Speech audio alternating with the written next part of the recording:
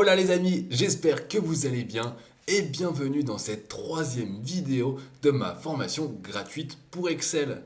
Pour retrouver les autres vidéos, va voir dans ma playlist dédiée. Et si tu désires progresser en informatique, n'hésite pas à aller regarder mes autres playlists. J'ai plein de choses qui peuvent être utiles. Allez, on est parti pour découvrir dans cette vidéo les mises en forme conditionnelles et comment gérer au mieux ces données grâce au tableau de données et à la création de plans. On commence tout de suite. Let's go sur la mise en forme conditionnelle.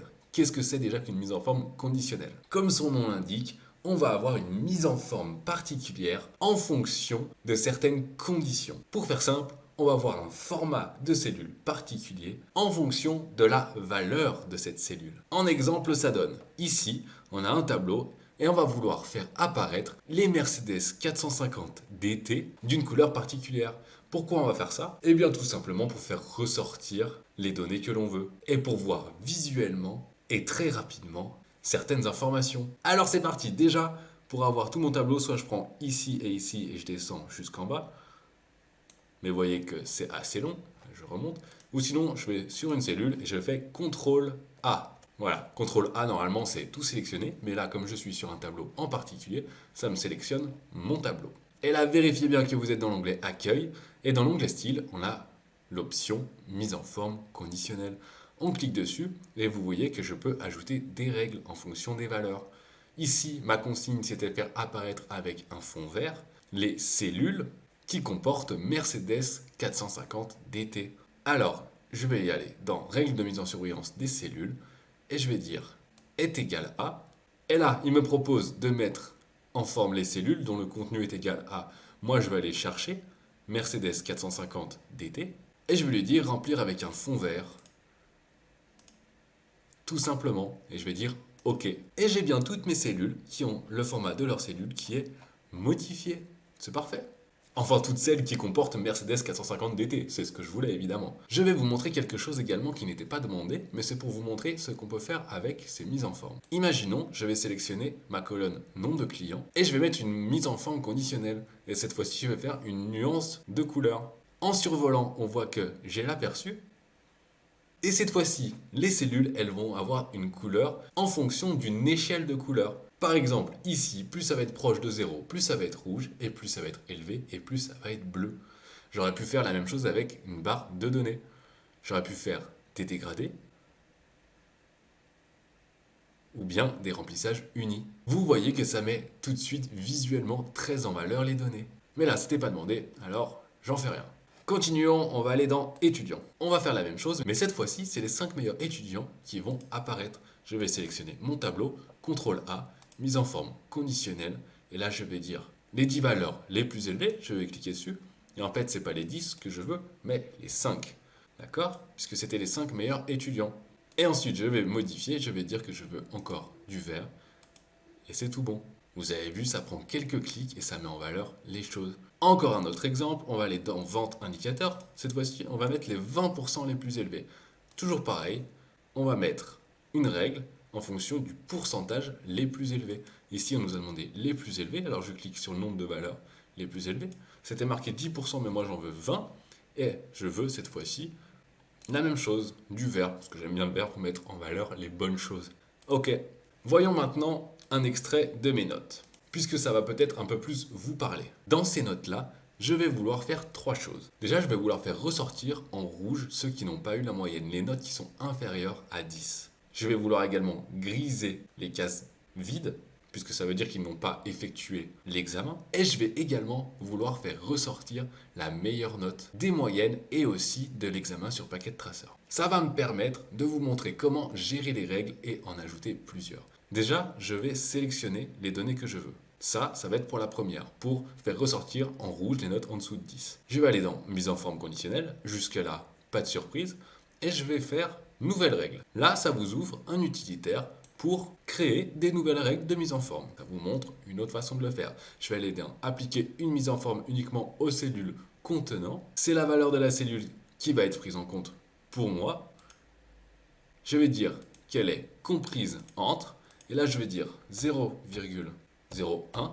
par exemple. Alors attention d'ailleurs, quand je tape sur mon pavé numérique, ça met un point, mais Excel, il faut une virgule, selon votre configuration. Je vais dire ça, puisque si je mets pas ça, il va me prendre en compte les cases qui sont vides, puisque pour lui, elles seront égales à 0. Et je vais dire que c'est compris entre 0,01 et 10. Et là, je vais pouvoir mettre la mise en forme. Donc je vais faire format, et moi, je vais dire que je vais vouloir mettre un fond rouge. Là, on est dans la couleur d'arrière-plan, et je vais laisser la couleur de motif en automatique. OK, et je vais mettre OK. Toutes mes notes qui sont inférieures ou égales à 10 sont apparues comme ceci. Si je voulais finalement que celles qui sont strictement en dessous de 10, alors je vais aller dans ma mise en forme conditionnelle et je vais gérer les règles. Et là, vous voyez qu'il y a bien la règle qui a apparu. Je vais aller dessus et je vais mettre modifier la règle. Et cette fois-ci, je ne vais pas mettre 10, mais 9,9. OK, appliquer. Et là, on voit bien que le 10, il s'enlève et c'est tout bon. Je vais rester ici et je vais ajouter une nouvelle règle. Nouvelle règle. Je vais encore retourner dans appliquer une mise en forme uniquement aux cellules qui contiennent. Par contre, cette fois-ci, je ne vais pas dire comprise entre, mais je vais dire est égal à. Et là, je vais mettre égal à 0. Le format, eh bien, je vais mettre un gris foncé, OK, et je vais mettre OK, et appliquer.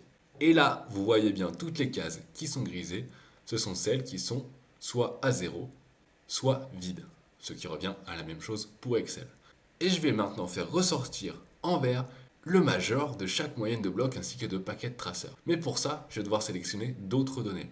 Pourquoi? Parce que si je mets la valeur la plus élevée ici, dans cette plage de cellules sélectionnée, eh bien tout simplement ça va m'afficher la valeur la plus élevée de toute cette plage-là. Sauf que moi je veux la plus élevée de celle-ci et de celle-ci. Mais je veux donc au moins 3 valeurs qui soient mises en forme. Une par ligne en fait, tout simplement. Alors je ferme et je vais sélectionner les bonnes données. Je sélectionne ça. Je vais mettre ma mise en forme conditionnelle. Et là, je vais aller dans règles de valeur, plage haute et basse. Je vais aller dans les 10 les plus élevés. Mais je ne veux pas dire que je veux les 10, mais simplement une. Et que je veux le vert. OK. Donc là, cette fois-ci, ça m'affiche la meilleure note. Bravo, Michael. On va faire la même chose avec celui-ci.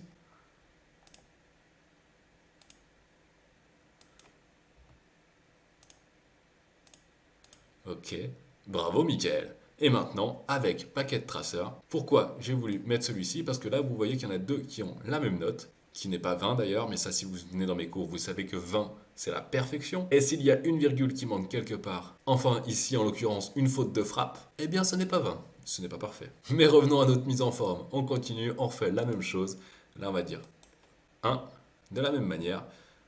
Vert, OK, et vous voyez que comme leur valeur est égale, les deux sont mis en forme de la même manière. Impeccable! C'est beaucoup plus lisible que mon tableau de base. En quelques instants, je vois que Raphaël, il est en difficulté et qu'il a beaucoup d'absences, que Ludo, il a également beaucoup d'absences, et je vois que sur paquet de traceurs, l'examen a été plutôt raté. Alors que si j'avais regardé juste la moyenne, elle était bonne, puisque les notes sont vraiment dispersées. On va passer maintenant dans la deuxième partie. On va aller voir les tableaux de données. Qu'est-ce que c'est que les tableaux de données? Encore quelque chose pour mettre une mise en forme très rapidement et pour pouvoir appliquer des filtres et des tris dans vos données. Tout ça en évitant d'avoir des chiffres en noir et blanc devant nous. Par exemple ici, cette feuille, on va la transformer en cette feuille.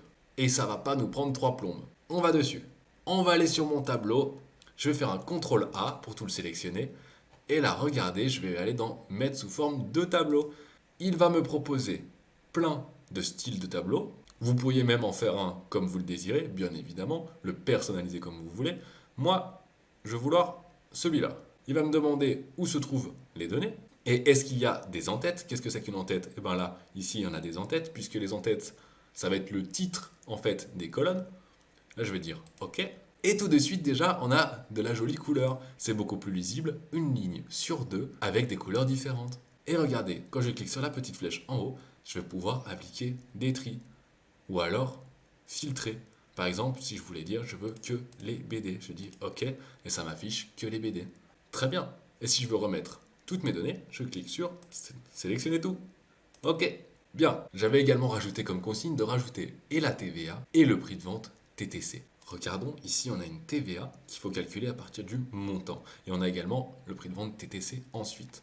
Je vais aller dessus. Déjà, je vois que toute ma colonne ici, c'est pas des euros, alors qu'en fait j'aurais préféré. Donc je vais aller dans format euros. Et là, je vois que c'est marqué en trouvant le taux à partir du résultat. Je vois le résultat que ma TVA elle est à 8,97. Alors, comment trouver le taux? Eh ben, je vais simplement faire est égal à 8,97 divisé par roman par le prix de base. Ok. Et là, je vois que ma TVA, elle est à 0,06. Ça me semble un peu étonnant pour une TVA, parce que je ne connais pas de TVA à 0,06, alors je vais rajouter des décimales. Hop! Vous voyez qu'en fait, elle n'est pas à 0,06, mais 0,055. C'est-à-dire 5,5%. Si je le mets en pourcentage et que je rajoute encore un zéro, on a bien 5,5%. Et j'en rajoute encore un pour vous montrer que c'est pas arrondi. Alors calculons maintenant la TVA. Je vais déjà rentrer le titre de l'entête, TVA. Et vous voyez que automatiquement, il m'a mis mon tableau à jour. Pour calculer maintenant mon montant de TVA, eh bien c'est très simple, je vais faire est égal. Je vais mettre le montant fois, soit j'aurais pu prendre cette case et la bloquer, comme ceci, en faisant des 9 avec des dollars, en fait, $D, $9, ok. Et là, c'est calculé automatiquement, puisque en fait, il y avait un nom, on voit bien montant. Soit j'aurais pu remplacer $D, $9 par 0,055. Ok. Vous voyez que le résultat est le même, et cette fois-ci, je vais faire de cette manière-ci, puisque je vais rajouter une case. Alors, je vais prendre ma zone de texte, je vais la décaler, je vais supprimer cette cellule, sinon elle va m'embêter, et je vais rajouter le prix TTC. Comment le calculer? Très simplement, on fait égal à le montant plus la TVA. Ok, c'est calculé en 2 secondes. On vérifie mon corrigé, c'est bien similaire, c'est parfait. Tableau de données numéro 2 maintenant. On va aller dessus. Je vois que c'est un petit peu la même chose. On va mettre sous forme de tableau et on va calculer le taux de TVA, son montant et ensuite le prix TTC. Allons voir le corrigé. Ça va ressembler à ça à la fin avec un tri sur le code facture. Regardons. Déjà, on voit que c'est trié automatiquement. Mais on va refaire un tri quand même pour être sûr. On va sélectionner mon tableau, vous connaissez maintenant, CTRL A, mon tableau est sélectionné. Je vais mettre sous forme de tableau. Je vais prendre celui-ci. Ok, on est déjà pas mal. Je vais faire un tri là-dessus, trier de A à Z, c'est tout bon. Si j'avais voulu trier dans l'autre sens, trier de Z à A, regardez, tout a changé. Donc je vais remettre de A à Z. Il faut bien comprendre que comme c'est sous forme de tableau, cette ligne-là, à chaque fois, est liée entièrement. Si je choisis cette valeur, elle va bien être associée à cette date de facture, ce code client, ce secteur, ce vendeur et ce montant. On va voir notre facture corrigée, on voit que la TVA elle est à 39,96 euros sur le premier. Je vais faire un calcul très savant, est égal à 39,96 divisé par ce montant-là. Je vois 0,2, c'est-à-dire en pourcentage 20%. Ma TVA est à 20%. Alors je vais marquer TVA. Et si je vais mettre prix TTC, on va le calculer directement, est égal à montant fois 20% en mettant bien sûr des dollars. Et si vous ne comprenez pas pourquoi ce arrobase montant, eh bien comme c'est un tableau, il considère déjà que toute cette colonne est égale au montant. Donc quand on fait un calcul avec une donnée, ça le fait sur toute la colonne. Ok, je décale encore un petit peu ça, et cela c'est égal à mon montant plus ma TVA. Et c'est tout bon. On va mettre tout ça en euros. On va regarder le corriger. J'ai pas pris exactement le même tableau, mais on pourrait le prendre. Je vais tout sélectionner avec mon CTRL A et je vais mettre sous forme de tableau et je vais changer. C'était celui-ci, me semble-t-il. Effectivement, c'est tout bon. Petit rappel, si jamais je veux mettre toutes ces colonnes avec une largeur égale, je vais les sélectionner ici en cliquant sur ma flèche et je vais aller entre les deux colonnes et je vais bouger comme je veux. Et là, elles seront toutes de la même taille. On va maintenant aller dans le troisième. Un tout petit peu plus compliqué, certes, mais encore plus lisible et plus esthétique. On va créer un plan de données. À quoi ça va ressembler? Pour le moment, on a ce magnifique tableau qui n'est pas beau, et ça va ressembler à ça.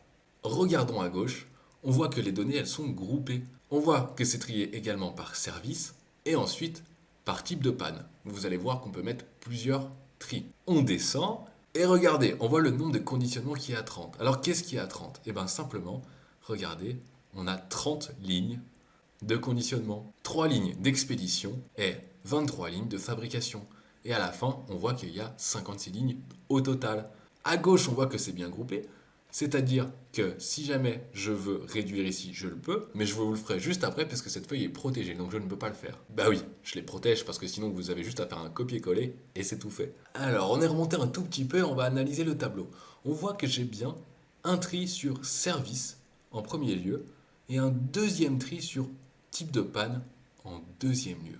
Après, je regarde et je ne vois pas d'autres tri particuliers. Alors, on va aller faire ça tout de suite. On va aller retourner sur mon tableau de base. Ici. Déjà pour le sélectionner en entier, CTRL A, tu le sais maintenant. On va aller soit ici, là, je suis dans l'onglet Accueil, soit dans Trier et Filtrer, ou soit on va aller faire un clic droit, on va aller dans Trier, et là, Tri personnalisé. Ça m'ouvre cette fenêtre de tri. Regardez, si je voulais le faire, je serais allé ici, Tri personnalisé, ça revient au même. D'accord, qu'est-ce qu'on va trier? On va trier ces données. Je peux trier par, on avait dit en premier, service. D'accord? Donc je vais faire un tri par ordre alphabétique. Donc la valeur de la cellule de A à Z. Ok, voilà, c'est trié par service. Mais on avait dit dans un deuxième temps, je vais faire par service. Et dans mes services, je veux que ce soit trié par type de panne. D'accord? Donc je vais faire un clic droit, trier, tri personnalisé. Et là, je vais ajouter un niveau.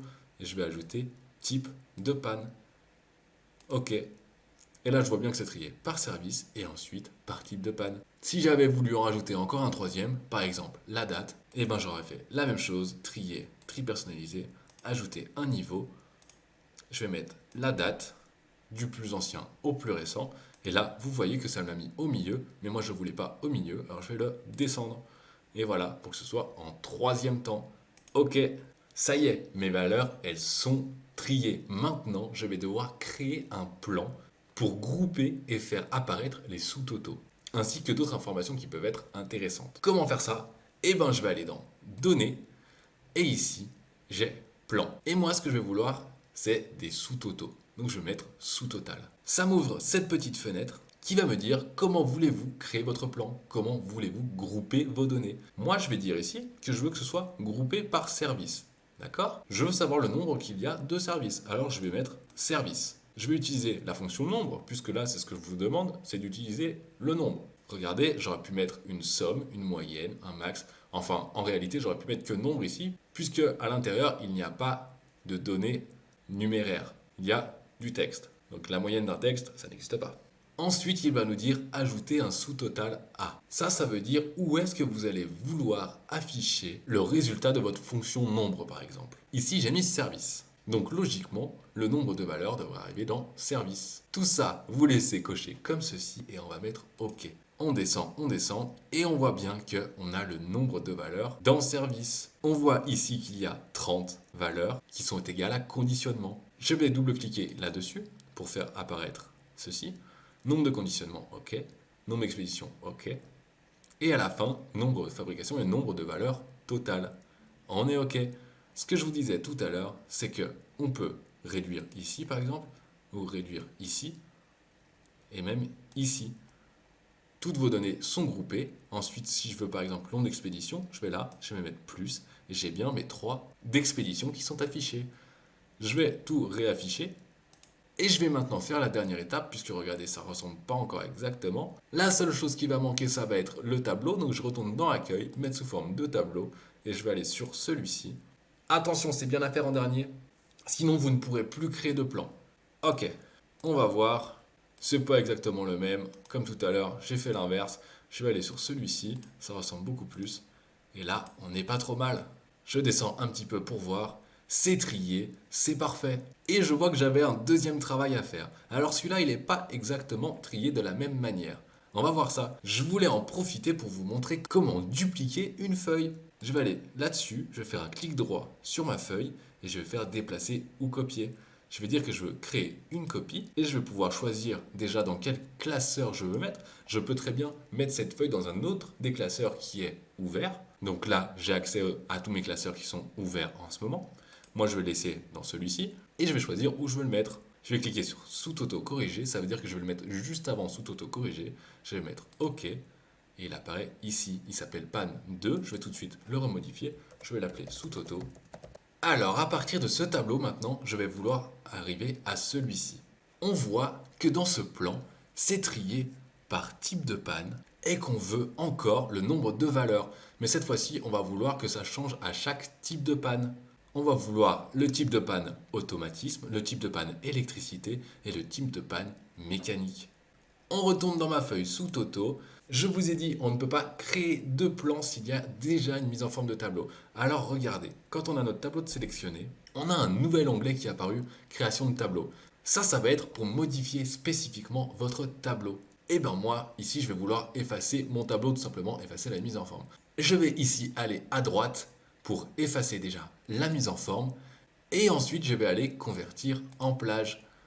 Ok, donc là, je retrouve mes données normales. Je vois qu'il y a encore mon plan. Je vais pouvoir aller le supprimer. Je vais aller dans données, je vais aller dans sous-total.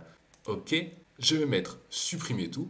Voilà, mon plan a disparu. Et oui, c'est important de savoir faire les choses et c'est aussi important de savoir les défaire. Je vais trier maintenant par automatisme. Je vais cliquer droit, trier, tri personnalisé. Je vais faire un tri par type de panne, par ordre alphabétique. Je vais dire OK. On a vu qu'il n'y avait pas d'autre tri, alors je laisse ça comme ça. Et maintenant, je vais faire mon groupement. Je vais trier par type de panne, utiliser la fonction nombre, et je vais l'afficher cette fois-ci à type de panne. Ok, je vois bien que c'est trié par type de panne. Et comme avant moi j'avais déjà fait des tris, ben c'est également trié par service. Regardons mon sous-toto corrigé. Ah, on voit que lui il voulait les données ici. Mais pas de souci, comment on fait ça? Eh bien je vais modifier sous-total. Et je vais pas afficher le sous-total dans type de panne, mais je vais l'afficher dans service. Ok, et voilà, c'est plus joli. Nombre automatisme ici, et le résultat est affiché dans ma colonne service.